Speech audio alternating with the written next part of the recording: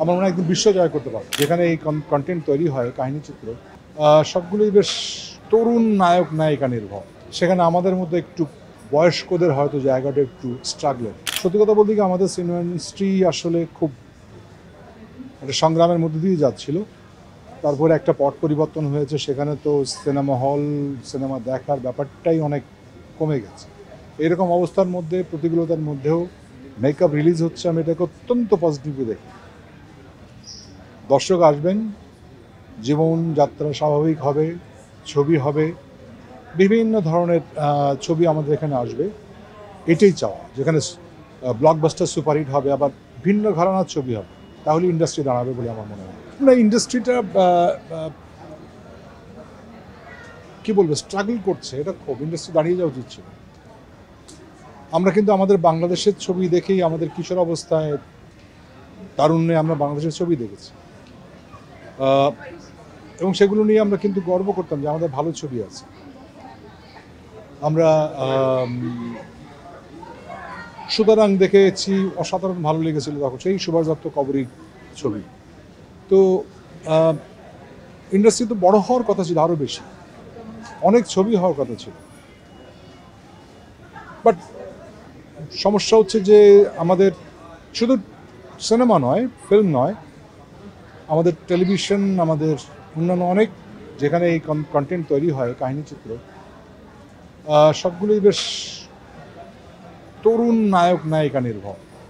সেখানে আমাদের মধ্যে একটু বয়স্কদের হয়তো জায়গাটা একটু স্ট্রাগলের। তারপরেও আমি অনেক কাজের সুযোগ পাই, এটা আমার জন্য I am really grateful to god যে আমাকে নিয়ে এখনও মেকাররা ভাবেন। কাজগুলো আসলে ব্যাপক হওয়া উচিত, আর দর্শকের আনুকূল্য দরকার। আপনারা দেখতে এলেই হবে। এবং এই ইন্ডাস্ট্রি, আমাদের গল্প বলার জায়গাটা আসলে অনেক বড়। সেই বড় যদি করে দেখাতে পারি, আমার মনে হয় একদম বিশ্ব জয় করতে পারবো। যদি একটা পিকচারের রেফারেন্স দেই, ছবি, সেটা হচ্ছে ডার্টি পিকচার।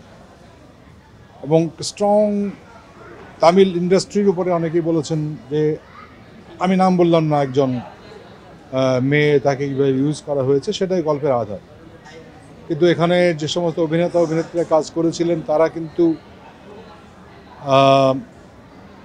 তাদের মতো করেই অভিনয়টা করেছেন। এখানে এমন নয় যে ইন্ডাস্ট্রি খারাপ, আমরা সব বাদ দিই, তা কিন্তু নয়। একটা ইন্ডাস্ট্রির মাঝখানে সমালোচনা থাকবে, আলোচনা থাকবে। আমরা তো অনেক কিছু নিয়ে ছবি করি, আমাদের ইন্ডাস্ট্রি নিয়ে ছবি হবে না কেন? সো হতেই পারে, আমাদের নাটকের জীবন, আমাদের লেখকের জীবন, সব কিছু নিয়ে হতে পারে ছবি। আপনি ইন্ডাস্ট্রির যে সত্য ঘটনাগুলো আপনার সামনে নিয়ে আসছেন, সেটা ইন্ডাস্ট্রির মানুষজন মেনে নিতে পারে না কেন, বা এটা তার বাধা দেয় কেন?